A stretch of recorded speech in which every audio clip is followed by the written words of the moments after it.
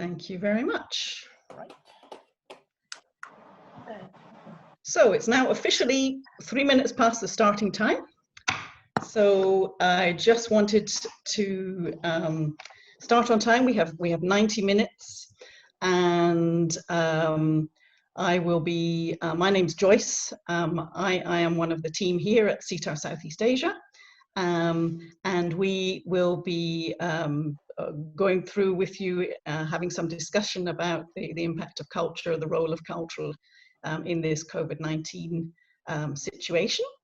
I'm going to introduce shortly some of the colleagues on the team who've helped put this together, but it's also great to see there's a lot of expertise in the room and prepared to join in this discussion, because although it may be very difficult, it's an interesting time for those of us in the intercultural field. Seiji, Yes. before we start, would you like to give any instructions to people on how? I think many people now are very familiar with Zoom and how it works, but nonetheless, maybe you can share how it's going to work. So I guess first thing is good morning, good afternoon, and good evening. And I think everyone is quite familiar with Zoom these days. So I think the new way of saying hello would be, oh, I think you're muted. So anyways, the ground rule, you will be put into the breakout room, which will be given you a chance to talk as well. So if you have any issues using a microphone, please just type into the chat box so you can communicate with others. And when you're back in the main room, please try to use the chat room, and we will try to pick up on some of the questions or the comments. And rest of the, if you can mute your microphone when you're not talking, that will be quite good. That sometimes you have the background noise, so it might distract people. So if you can keep the microphone off when you're not talking, that would be wonderful. Thank you. And also, if you do have a question, you can, and you want to speak, you can raise your hand. So I don't know if we want to practice raising our hands at the moment and see if everyone's able to do that. So Seiji, can you tell us where you can raise your hand? Raising hand is next to, one moment please. It is next to, if you click the participants part. Excellent. And, oh yes, some people are already raising hands. Very good. There. Yes. So go down to participants, see the raising hands, and let's see how many hands we can get raised. You can stop raising hands now. Well, no, we're all doing it, so that's great. So if you have a problem or if you want to say something, raise your hand and we can unmute you. But we probably will do more of the speaking when we actually get into the breakout rooms. So let me run through the agenda for the day, so that, well, for the session, so that we know what we're doing. So this is the welcome to you all. As I say, some great to see some familiar faces, and also some new people as well. Seiji has just run through the ground rules. We will keep reminding you. One of the good things about Zoom is that mostly we'll be moving you around when we need to, so you don't actually have to get up and find anywhere, but we'll remind you how to do that. So we'll be doing a quick introductions of first of all, of SIETAR and some of the team. And then when we get into the breakout rooms, you can all introduce yourselves to each other. I just wanted to highlight that we are in the middle of doing a survey. We sent out a survey to SIETAR Southeast Asia. Last time we had a session, one of the things that people were interested in was culture's impact on how people and countries have responded to the COVID-19 situation, and also how the COVID-19 situation has influenced or maybe will influence the cultures, culture in general around the world. So that's one of the things that the survey is open for, but we also are looking to have a discussion on those topics today, and are really looking forward to hearing some of the expertise from everyone in the room, in the many rooms around the world. So that will, after that, we're going to move into the small group discussion, and then we will come back. Everyone is going to have a chance to go into every room, if you like. We're going to have 3 main topics, and everyone will have a chance to join and take part as much as they can in each session. And then we'll come back and report back. So if we move to the next slide. So just for those of you who haven't been, maybe you can raise hands if you haven't been to a SIETAR Southeast Asia event before. Raise your hand. So welcome to those of you who are new. And if you're raising your physical hand as well, that's also fine. We might not all be able to see each other, but so some of you are new. So SIETAR around the world, it's the Society for Intercultural Education, Training and Research, which is quite a mouthful. It's an organization that's been going for a number of years, since well before the 1980s. It was set up to encourage development of application of knowledge, values and skills. So helping to develop training and education and research around people working together across cultures. Our values there define us. We're very much, it's openness, open to new ideas, new approaches, encouraging fair and objective and respect towards different opinions. We promote diversity and actively promote inclusion from different cultural backgrounds. So that's one of the backgrounds to this session as well. Of course, those values, as we're all talking to each other, we will show respect and interest, as I'm sure you would do anyway. SIETAR Southeast Asia in particular is a new network open to those who are either based in this region or interested in this region. So you may find that there are people around the world who have an interest in this part of the world, and we welcome all of those. The website details are there and our email address, so please get in touch if you have any particular questions. And our lovely team, all of course volunteers, there on the left, me, Marie-Therese, who is with us today, Philippe, I'm not sure if he's here today, Judith is also here, Seiji, you've already met, he's running all the production aspects of behind the scenes. Srivan Naidu is also here, and we have Artie and Greg.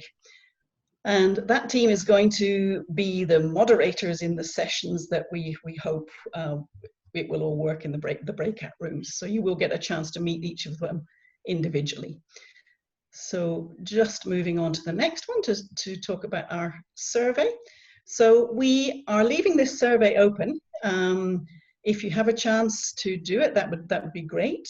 It's looking at culture and how it's impacted the way countries and individuals respond to the COVID situation, and also how people think the COVID situation might influence culture in relation to these different aspects around work.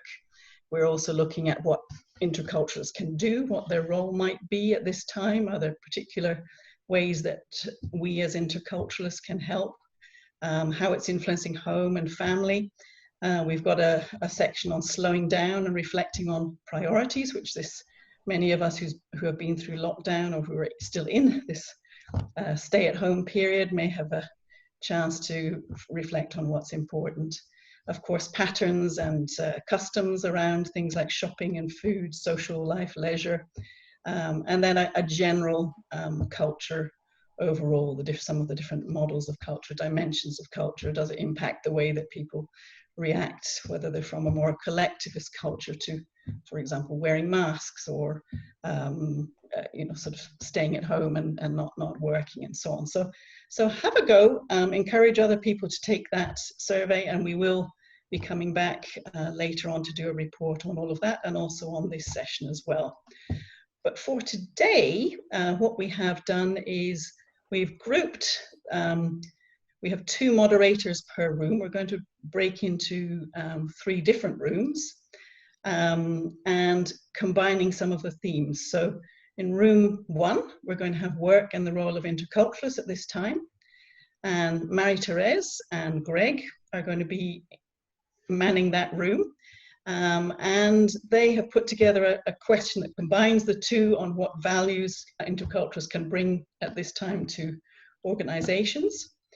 In room 2, we've got the home and family, combined with slowing down, focusing on priorities, and Judith and Srivan are going to be there. And they're talking about what the value of slowing down, looking at a new routine for the family. And then in room 3, I will be there with Artie.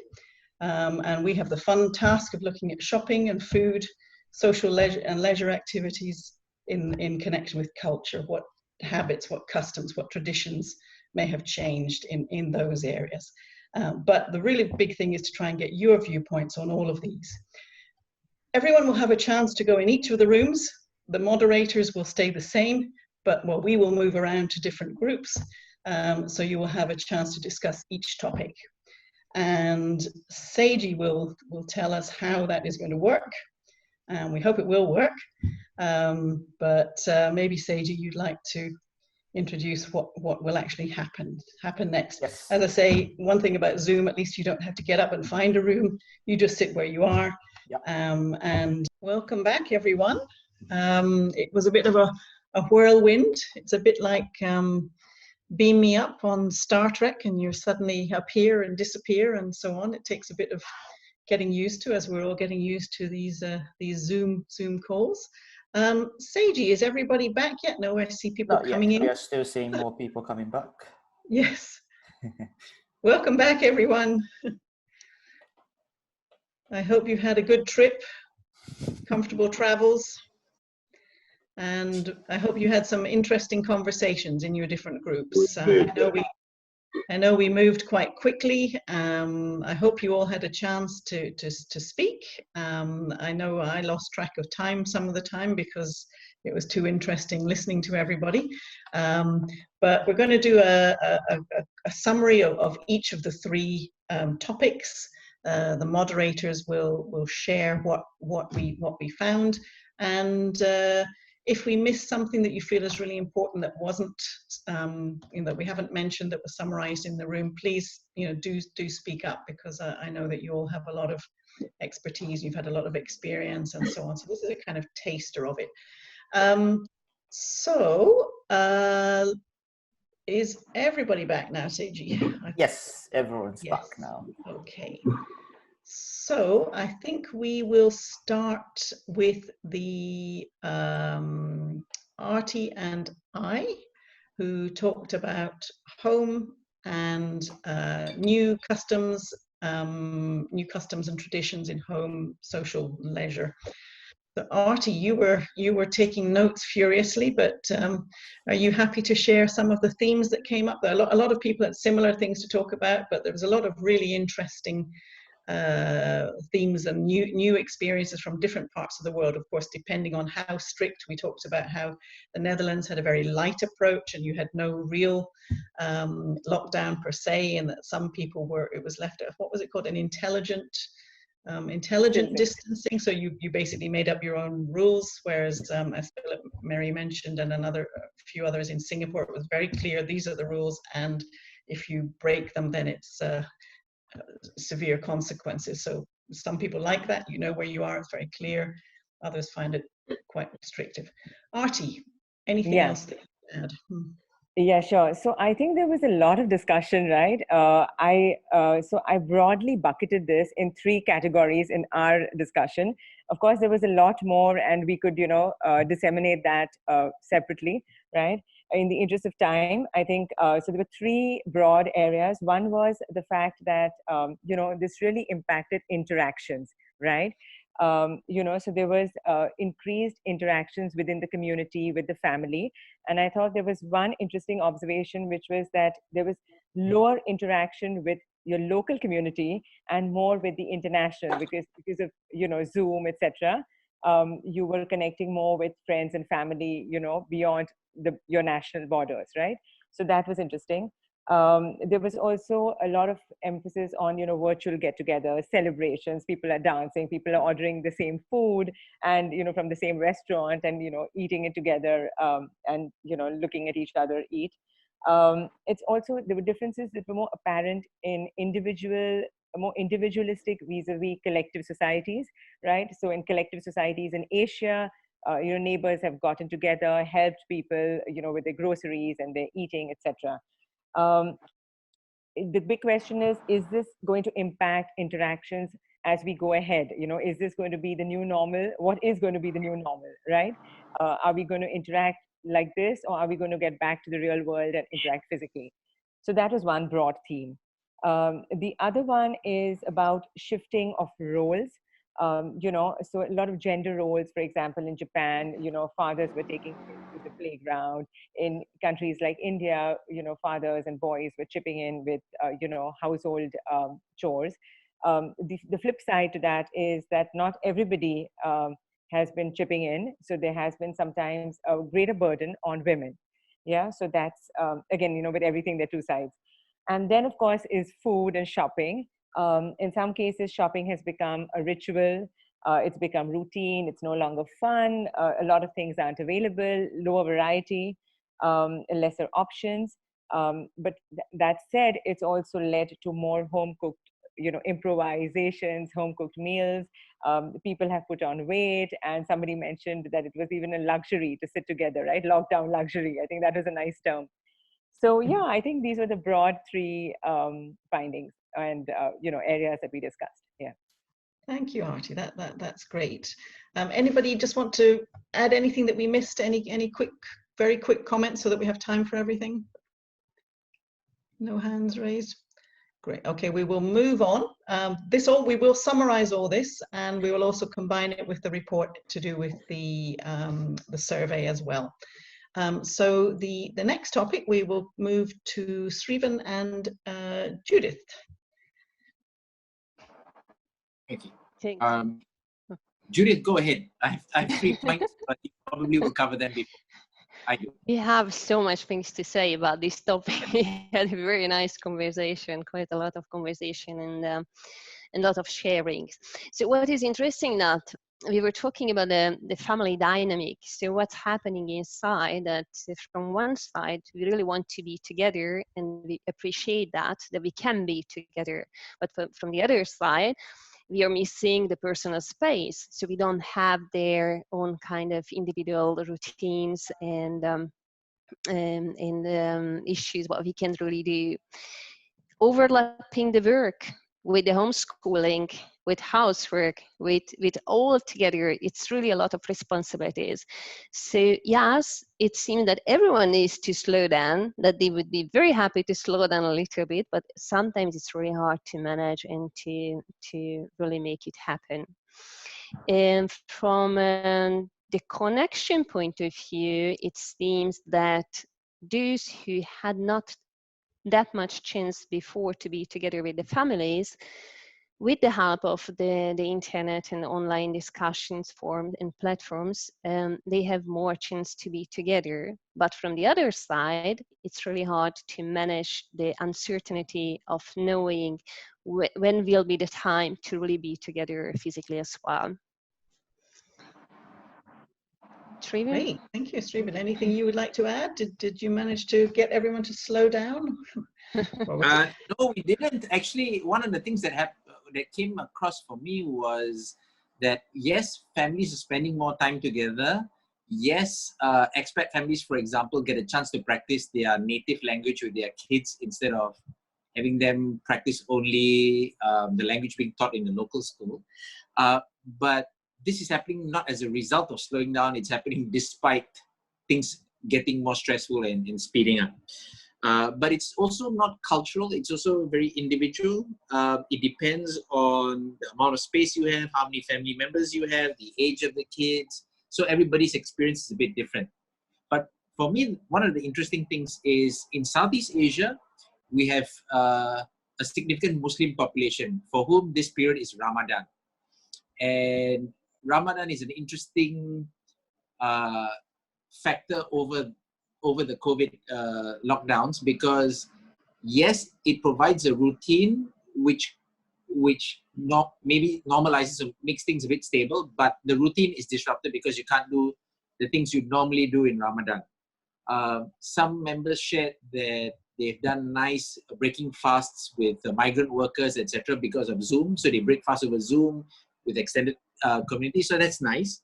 But to me, the really funny thing, it's humorous, but my heart goes out to my Muslim friends who are fasting. He's saying it's harder to fast when you're next to the kitchen all day long, right? So I think that's something peculiar to Southeast Asia. We have lots of Muslim people here. undergoing Ramadan at the same time. At the same time, yeah. Thank you. Yes, yes, it is certainly, and that certainly was a theme that some of us have put on weight. But must be tough if you're fasting, and so that's it. Our final session, our final breakout room. So that was Marie-Thérèse and Greg, and that was of course what we as interculturalists can do for organizations and teams in the workplace, and looking at work and intercultural aspects in general. So I'll pass over to you, Greg and Marie-Thérèse. And you're on mute, Marie-Thérèse. Okay, sorry.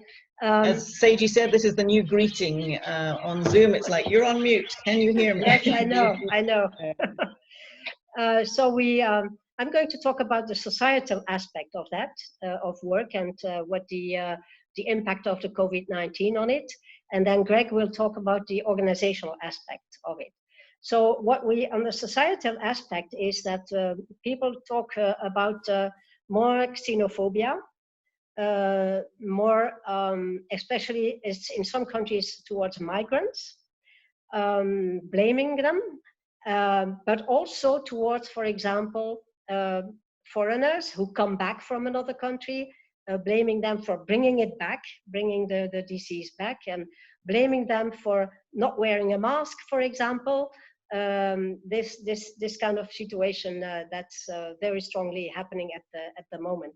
There seems to be also more hate speech, racism, and discrimination, and there's a lot of need actually for people, for example, newcomers into a country who don't speak the language, who don't know how things work, and don't sometimes understand the instructions about confinement, etc.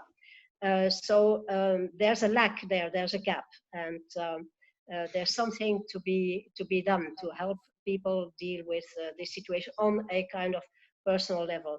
And okay, I think that summarizes it a little bit. So Greg? So regarding organization, it has not slowing down because from what we discussed, organization seems they have been firefighting to manage the crisis. So not so much taking time to reflect on what is happening and making the teams work on their differences. And so what we could see as interculturalists, what we could help is like help leaders to lead remote teams, taking the cultural differences into account.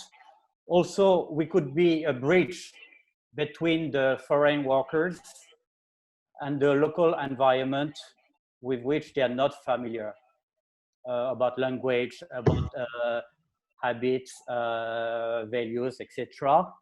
And also we have seen a switch of role for leaders. It seems that a lot of leaders have switched to counseling because a lot of their team members have some questions about what life is about. Also, they worry about tomorrow, about the future of the company, and also about the future of their work. So there were the few points that we discussed about. Excellent. Thank you for that. Yes, so it was really a very wide-ranging discussion on all three groups, all of the people giving their own perspectives and different experiences, and of course different in the different countries that you're in. But there are these themes there where you know, we as interculturalists can in some ways see the different perspectives and act as a bridge between, in some cases, quite serious situations, as Marie-Thérèse was describing. There's a very important role for those who can understand and help to connect those different cultures. As I said, we are connecting this topic with the survey that we're doing. Those of you who haven't already contributed to it, you know, please do take a chance and just, you know, write down. We will be writing up a report of this session. We, as a SIETAR organization and other SIETARs around the world, have different events and different sort of topics addressing different webinars, you know, sort of coffee mornings and that kind of thing, to try to address some of the issues that we're all experiencing. But I just wanted to, at this point, sort of say thank you to all of you. We've got a few minutes for any questions, answers, or further comments that anyone who felt that they didn't have a chance to address anything or say something that they would like to add at this point. And maybe we could put up hands, physical hands, or your hand on the screen. So Philip Merry. Yeah, I just wanted to give, and by the way, thank you, Joyce, and everybody. Great session. Thank you for organizing this. I just wanted to give a resource to people. Fons Trompenaars, the cross-cultural guy, you all know Fons, just published a book, a guide to living, cross-cultural guide to living in the times of COVID-19, and it's a free download. So if you go to Trompenaars' website, you'll find instructions for that. Thank you. And that's a very good point, actually, because that's something that SIETAR perhaps can add to. If anyone has any other suggestions for resources that would be useful for people, for themselves, or for any work and you know, training, coaching that they're doing, let us know, and we can you know, pool that for people to share ideas. Thank you for that, Philip. I believe there's actually a session, a SIETAR UK session with Fons Trompenaars today. Yes, I don't know if anyone knows. Today, I'm also facilitating it too. So, so it's evening UK time. Evening I UK think time. it's full. I believe it's fully registered. You can still register to be on the waiting list. So because normally that the 50% or 60% of the registration normally joins. Okay. So you can still register to join and see if you can be part of it. And however, we haven't agreed yet, but there's a possibility that we can record the session and post it on the SIETAR UK YouTube channel. So when it's out, we can also mention that in the mail out too. Yes, so that's one thing. So all of you for joining today, at the moment, SIETAR Southeast Asia is a network. So those who are joining from other parts of the world, you can also access some of the resources for the other SIETARs in the network, and we'll share that information in the newsletter and on our LinkedIn page and so on. Anybody else would like to add anything? Any further comments? Anyone who didn't have a chance to say something? Just talking about the SIETAR. Actually, November 27, 28, we planned the SIETAR Japan SIETAR Japan conference as usual, but that will be held at the university that I also teach as part-time at the Doshisha Women's. But with this situation right now, everything is really up in the air. So, you know, this kind of wonderful exchanges and the talking, a meeting might not really happen. So we are still thinking what we can do instead. So yeah, just I want you to pay attention. Maybe some kind of news comes, and then if we can meet in person, it'll be great. If not, yeah, do something more online.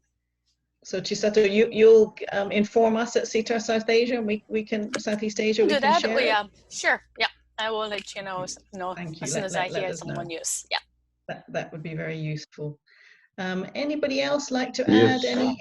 Yes. Joyce, yeah, I mean, quickly, if you like webinars and Zoom and everything, you can just join things just about on a daily basis. Even SIETAR has just about every day something. SIETAR Austria had the expert talk on Thursday evening. SIETAR UK tonight. SIETAR France, we have those apéro time, which can be different from the time zone. SIETAR Netherlands, we've had webinars every week so far on the influence of COVID-19, obviously. So we can really make, SIETAR Germany had a big webinar yesterday. You can really have a lifetime or a daytime occupation of just joining all kind of webinars. So just check all the website, you will find them all. You can really, I have 5 sessions today, not only SIETAR, this is, you know, as an indication, SIETAR India as well. Jill, I see you smile. They also have those webinars. So you just, you know, it's lifetime or daytime occupation, certainly. I think this is one of the nice things about this crisis, that we communicate much more, actually. I see Marie-Thérèse every week now, you know, these days. Amazing. Yeah. Same to you, yeah. To name a few. Yeah, that is one of the things. In a way, since we're all virtual, it doesn't matter where it is. You can all attend. Jill, you mentioned something. Yeah, I just have a quick question. Is there not one location where all SIETARs are posting information on these webinars? Do we not have one location to do that? Yeah, good question. Yes, it is a good question, and there should be, but it's not perhaps as updated as it should be. They should all be on the SIETAR Europa website. Yes. There is a SIETAR. Yeah, we get mailing from SIETAR Europa members. That's for sure. If you're a member of SIETAR Europa, you get all the mail, all the activities. Yeah, but there is a page on the SIETAR Europa website that is supposed to include all of the SIETAR worldwide event, which we will, the calendar. Right? It's not as updated as it should be, and I think Seiji, I know you and we were trying to work out something that would make it more accessible. So we'll try and keep track for you and put them on ours as well.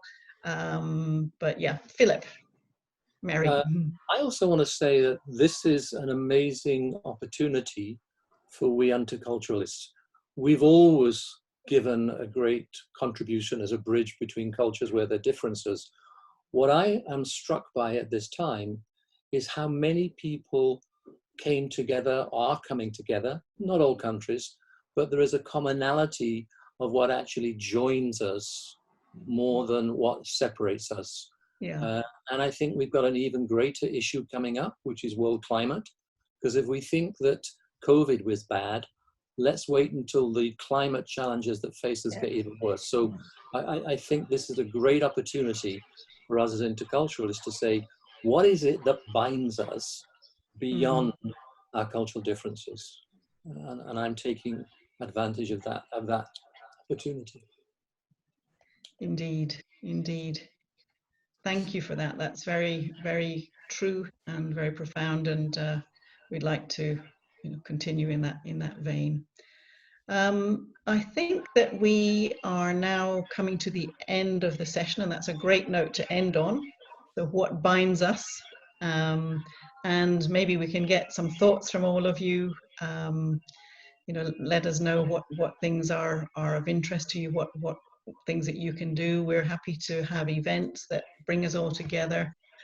We always get some great comments, so either write to us or get in touch if there's something that you would either like to be involved in or even to host. So Phil, we may ask you to do a session on exactly that, what binds us all together. And I'm sure we'd all have some great ideas for that. But thank you all. Thank you for a really nice session, some exchanging, some great ideas, and let's keep it up. And there were lots of positive things coming out, apart from the challenges, which of course are sort of large for society. But I think with all of us working together, we can help to address those. So thanks very much for your input. Thanks for being involved. Thanks for talking. And we will be in touch and hope to see you at the next event. Thanks a lot. Take care.